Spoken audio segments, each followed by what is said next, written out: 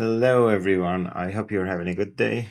Today I saw a thread in the Blender help. How can I create a mosquitoes? I probably using geometry nodes.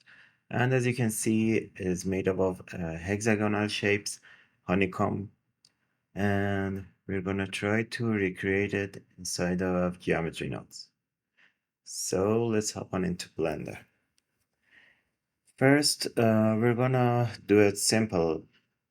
So we're going to create a surface.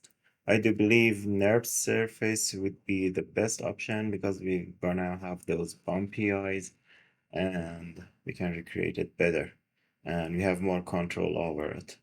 So let's make a bumpy surface, something like that, something non-planar. We keep the subdivision as square as possible. So we're going to change the V segments here. Yeah, 4 by 9. I think it works. It works.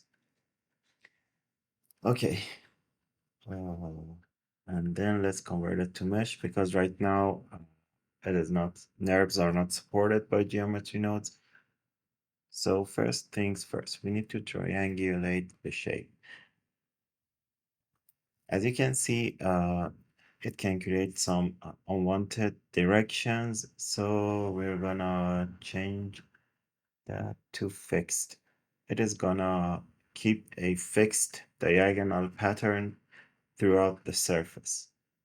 As you can see, we kinda have a hexagonal pattern here, so we're gonna use that in our benefit.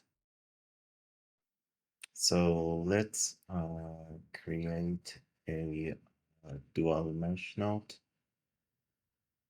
And then voila, as you can see, we have hexagonal patterns here. I do believe we can still modify this and make them more even. But for now, let's stick to this simple tutorial. We're going to add a extrude modifier, set it on individual, and then a scale element node, which we connect top socket on the selection because we're going to scale the top surfaces. We can still work on it and expose the parameters to use it in the future and modify these parameters for different surfaces with different areas and sizes. And as you can see, this is the whole node setup. Let's go back to the 3D. We can, I guess, still play around with it. Maybe we can use some edges, some flat edges, flat surfaces between them. So we can use another extrusion and scale after this part. So we're gonna make a room here and let's add another extrude mesh. And then we're gonna connect the top to the selection and another scale element to have control over the scale. Oh, oops. It's going to scale the whole. I do believe we're gonna connect, yeah, the top selection. And we can expose it right now. Let's turn off wireframe and expose the parameters. Going to move it to the offset and on the scale one. I'm gonna have 2 individual scales because in case we're gonna need to change them separately. We can also disconnect this offset scale, yes, set it to 0. Now we have control over the edges and also the scale of the top part. Yeah, that would do it. This would be a simple geometry node tutorial on creating this kind of pattern.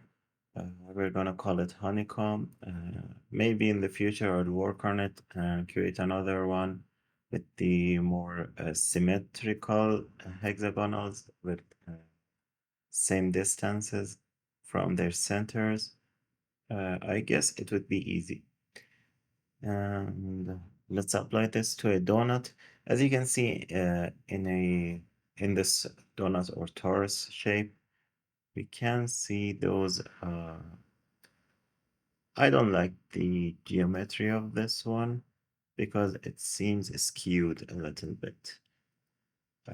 Something that I realized by accident when I was creating this tutorial, I was trying some other tactics to gain this, such as instancing on faces, and then I got stuck at aligning their orientation according to the topology. So, and then I realized it is easier this way.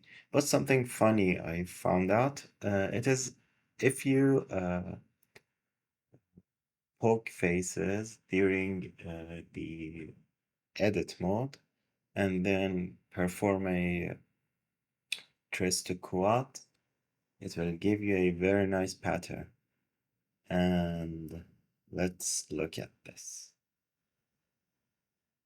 Gonna turn it on. As you can see, we have a very beautiful pattern here, and I like it. It's not honeycomb, but I love it. It is more geometrically pleasing for my eyes.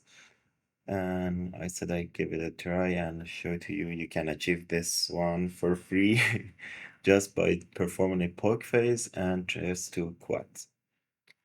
It is very beautiful, I guess, and it is parametrically adjustable. So that's it. I might be doing this kind of videos. I do believe because there are tons of good people with great tutorials on Blender community, and I just prefer to fill the gaps.